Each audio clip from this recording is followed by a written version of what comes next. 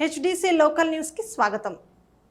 BC రిజర్వేషన్ల ప్రదాత BP mandal 44వ వర్ధంతి ఘన నివాళి తేదీ 13/4/2026 సోమవారం రోజున హుస్నాబాద్ పట్టణంలోని అంబేద్కర్ చౌరస్తాలో మండల్ కమిషన్ రూపశిల్పి బీసీ రిజర్వేషన్ల ప్రదాత బీపీ మండల్ 44వ వర్ధంతిని బీసీ సంఘం ఆధ్వర్యంలో ఘనంగా నివాళులు అర్పించడం జరిగింది. ఈ సందర్భంగా మున్సిపల్ చైర్మన్ దండి లక్ష్మి గారు మాట్లాడుతూ బీపీ మండల్ బీసీలకు 27% రిజర్వేషన్స్ కేంద్ర ఉద్యోగాలలో కల్పించిన గొప్ప మహనీయుడని, అసెంబ్లీ పార్లమెంటులలో బీసీలకు రిజర్వేషన్ కల్పించాలని కేంద్ర ప్రభుత్వాన్ని కోరారు. సింగిల్ విండో మాజీ చైర్మన్ బోలిశెట్టి శివయ్య మాట్లాడుతూ చట్టసభలలో బీసీలకు రిజర్వేషన్లు కల్పించాలని, బీసీలు ఉన్నత చదువులు చదవాలని, రాజకీయంగా ముందుకు రావాలన్నారు. జేఏసీ నియోజకవర్గ కోఆర్డినేటర్ మేకల వీరన్న యాదవ్ మాట్లాడుతూ అభినవ్ అంబేద్కర్ బీపీ మండల్ అని, బీపీ మండల్ సూచించిన అన్ని సిఫార్సులను అమలు చేయాలని, హుస్నాబాద్ పట్టణంలో సామాజిక సంస్కర్తలైన మహాత్మా జ్యోతిబా పూలే, సావిత్రిబాయి పూలే, జగ్జీవన్ రామ్, బీపీ మండల్ ఇంకా అనేక సామాజిక పరివర్తకుల విగ్రహాలు ఏర్పాటు చేయాలన్నారు. కౌన్సిలర్ గాదెపాక రవీందర్ మాట్లాడుతూ బీసీలకు ప్రత్యేకంగా కేంద్రంలో మంత్రిత్వ శాఖ ఏర్పాటు చేయాలని, బీసీలు ఉద్యమాలలో ముందు ఉండాలన్నారు. బీఎస్పీ హుస్నాబాద్ నియోజకవర్గ ఇన్ఛార్జి పచ్చిమట్ల రవీందర్ గౌడ్ మాట్లాడుతూ కేంద్రం బీసీలకు చట్టసభలలో రిజర్వేషన్స్ కల్పించకపోతే గద్దె దించుదామని అన్నారు. బీసీ సంఘం రాష్ట్ర నాయకులు బుర్ర శ్రీనివాస్ గౌడ్ మాట్లాడుతూ కాంగ్రెస్ ప్రభుత్వం బీసీలకు నామినేటెడ్ పదవులలో గుర్తింపు ఇవ్వాలని అన్నారు. తెలంగాణ గౌడ సంక్షేమ సంఘం రాష్ట్ర అధ్యక్షులు మార్క అనిల్ గౌడ్ మాట్లాడుతూ బీసీ సబ్ ప్లాన్ ఏర్పాటు చేసి సంక్షేమం కోసం అధిక బడ్జెట్ కల్పించాలని, విద్యా ఉద్యోగాలలో అధిక ప్రాధాన్యత ఇవ్వాలన్నారు. సామాజిక విశ్లేషకులు వడ్డేపల్లి మల్లేశం మాట్లాడుతూ కాంగ్రెస్తో ప్రభుత్వం ఏర్పాటు చేసి బీహార్కు ముఖ్యమంత్రిగా ఉంటూనే కాంగ్రెస్లో ఉన్న అవినీతి పరులపై కమిషన్ వేసిన మహనీయుడు బీపీ మండల్ అని అన్నారు. ఈ కార్యక్రమంలో ఇల్లందుల లక్ష్మణ్ గౌడ్, నాంపల్లి సమ్మయ్య, వేల్పుల రాజు, బొల్లంపల్లి ప్రసాద్, బుర్ర వెంకన్న, బుర్ర జగన్ గౌడ్ తదితరులు పాల్గొన్నారు.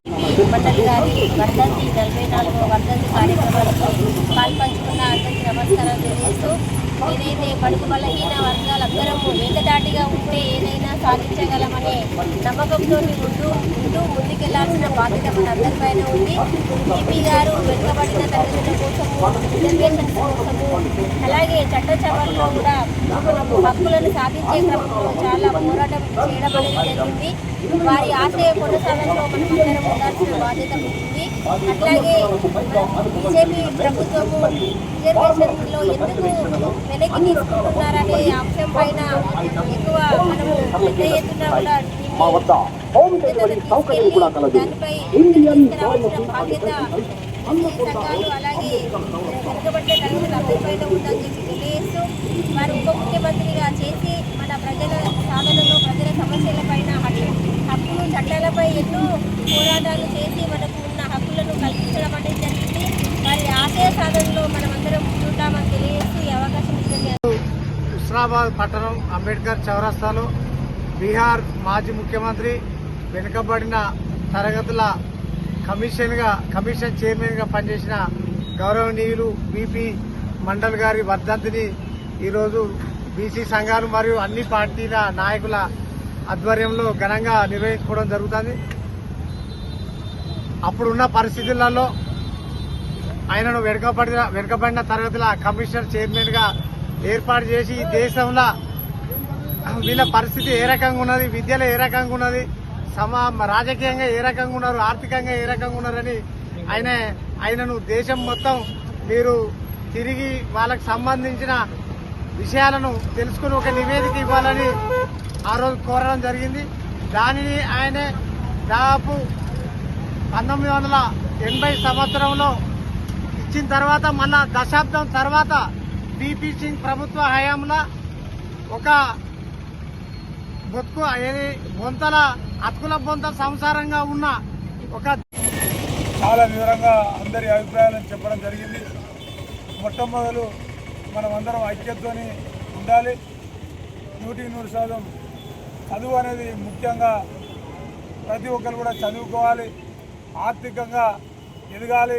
మరి రాజకీయాల్లో ఇలా కేంద్రం ఒక ఆలోచన లేకుండా ఎన్నికల కోసానికి ఇలా మహిళా బిల్లు రిజర్వేషన్ తీసుకురావాలనే ఆలోచనతోటి కేంద్రంలో రాష్ట్రంలో మరి జరుగుతుంది. కాబట్టి ఇలా రాష్ట్ర ప్రభుత్వం కూడా బీసీల కోసానికి ఒక మన బీసీ మంత్రి మన శాసనసభ్యులు ప్రభాకర్ అన్న గారు మరి ఆయన ఒక పట్టుదలతోటి శాసనసభలో ప్రవేశపెట్టి కేంద్ర ప్రభుత్వానికి కూడా దృష్టికి తీసుకుపోయి ఖచ్చితంగా దామాషా ప్రకారం కావాలని మరి ఒక ఆలోచనతో ఉన్నప్పుడు మరి ఇప్పుడు మనకు రేపు రాబోయే డీలిమిటేషన్లో కూడా విద్యా ఉద్యోగాలలో కానీ చదువులలో కానీ మన హక్కు మనకు సాధించేంత వరకు కూడా మరి ఆనాడు ఈ బీపీ మండల్ గారు ఏదైతే భారతదేశంలో మన కోసం పోరాడిండో మరి వారి ఆశయాలను మనం ముందుకు తీసుకుపోవాలంటే మనమంతా ఐక్యంగా ఉండి పోరాడాలని ఈ అవకాశం. రోజు హుస్నాబాద్ పట్టణ కేంద్రంలో మరి బీపీ మండల్ గారి మరి 44వ వర్ధంతిని మరి బడుగు బలహీన వర్గాలు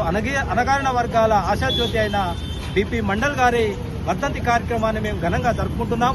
అదేవిధంగా ఆయన బీసీ కమిషన్ చైర్మన్గా మరి బీసీ రిజర్వేషన్ ప్రదాతగా మరి బీహార్ ముఖ్యమంత్రిగా ఆయన బీసీల కోసం అణగారిన వర్గాల కోసం నిరంతరం శ్రమించినటువంటి నాయకుడు. మరి వర్ధంతులు కానీ జయంతులు కానీ మరి ఘనంగా జరుపుకుంటున్నాం. కానీ ఈ వర్ధంతి సందర్భంగా నేను బీసీ అణగారిన వర్గాలకు నేను ఒక ఆలోచన ఒక సూచన చేయదలుచుకున్నా. అయ్యా బీసీలో మనమెంతో మనకంత వాటా కావాలని మనం పోరాటాలు చేస్తూనే ఉన్నాం. ఆ మహనీయులు చూపినటువంటి మార్గాన్ని ఎంచుకుంటూ వర్ధంతులు జయంతులు చేస్తున్నాం. కానీ ఈ రాష్ట్రంలో ఈ కేంద్రంలో ప్రభుత్వాలు ఇవాళ బీసీలను అణగదొక్కబడతా ఉన్నాం. ఇవాళ మేమెంతో మాకంత వాటా కావాలనే దాని మీద ఇవాళ అనిల్ మాట్లాడినట్టు ఇవాళ ప్రభుత్వం రాష్ట్రంలో ఉన్నటువంటి కాంగ్రెస్ ప్రభుత్వం కానీ కేంద్రంలో ఉన్నటువంటి బీజేపీ కానీ మరి 50% రిజర్వేషన్ సంబంధించినటువంటి మా హక్కుల కోసం మేము పోరాడుతూ ఉంటే మరి ఇంతవరకు ఇక్కడ మేము అసెంబ్లీలో తీర్మానం చేసి పంపినామని కాంగ్రెస్ చెప్తుంది. మరి అక్కడ కేంద్రంలో ఇంతవరకు అది అమలు కాదు. అంటే ఇలా బీసీలు బలి పశువులుగా మారుతా ఉన్నారు. ఇలా బీపీ మండల్ గారి వర్ధంతి సందర్భంగా నేను ఒకే ఒక మాట చెప్పదలుచుకున్నా.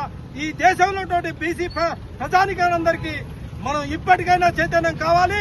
మరి వారు చూపించిన మార్గంలో నడవాలి. మన హక్కుల కోసం పోరాటం చేయాలి. మన బీసీ రిజర్వేషన్ సాధించే వరకు మనం పోరాటం చేస్తామని ఈ సందర్భంగా తెలియజేస్తూ నాకు ఈ అవకాశం ఇచ్చినట్టు బీహార్ మాజీ ముఖ్యమంత్రి బీపీ మండల్ గారి వర్ధంతి సందర్భంగా బీసీ సంక్షేమ సంఘం హుస్నాబాద్ వారి ఆధ్వర్యంలో అంబేద్కర్ చౌరస్తాలో వారికి పలు ప్రజా సంఘాల నాయకులు వివిధ పార్టీలకు సంబంధించిన నాయకులు అందరూ కూడా ఘన నివాళులు అర్పించడం జరిగింది.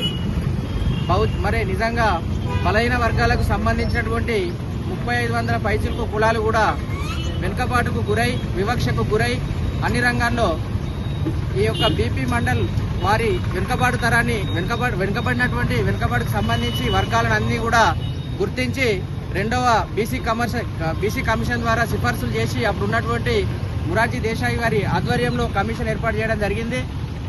ఇవాళ మనకు సంబంధించి రిజర్వేషన్లకు అవకాశం కల్పించకపోవడం వల్ల ఎన్నో రకాలుగా మనం వెనుకబాటుకు గురైనాం. కాబట్టి విద్యా ఉద్యోగాల్లో 27% రిజర్వేషన్లు కల్పించాలని ఆనాడు వారు ప్రతిపాదన పెట్టిన సందర్భంలో వీపీ సింగ్ గారి యొక్క ప్రభుత్వంలో మరి దానికి చట్టబద్ధత కల్పించడం జరిగింది. సుప్రీంకోర్టు కూడా ఈ యొక్క చట్టబద్ధతకు సంబంధించి క్లియర్గా చెప్పడం జరిగింది. ఆనాటి నుంచి ఇప్పటి వరకు కూడా 27% విద్యా ఉద్యోగాల్లో మాత్రమే అవకాశం ఉన్నది. చట్టసభల్లో ఈనాటి వరకు కూడా బీసీలకు అవకాశం లేకుండా పోయింది. ప్రశ్నించేటువంటి గొంతుకలు పోరాడుతూనే ఉన్నాయి, పోరాటాన్ని కొనసాగిస్తూనే ఉన్నాయి. కానీ చట్టసభల్లో మన యొక్క ప్రాధాన్యత కానీ ప్రభావం కానీ చాలా తక్కువగా ఉన్నది.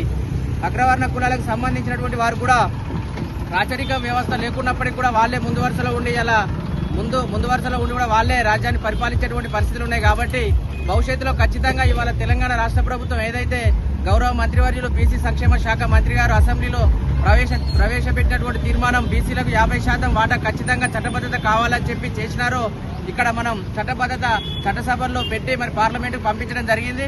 ఖచ్చితంగా ఇవాళ కేంద్రంలో ఉన్నటువంటి బీజేపీ పార్టీ కూడా బీసీలకు న్యాయం జరిగే విధంగా చట్టబద్ధత కల్పించే విధంగా చట్టాన్ని తయారు చేయాలని కోరుతూ రేపటి భవిష్యత్తులో మన అందరం కూడా బీసీలం అన్ని కూడా బహుజన వర్గాలు అన్ని కూడా ఏకమై రాజ్యాధికారం సాధించే దిశగా అదేవిధంగా చట్టబద్ధత మన బీసీలకు దక్కే విధంగా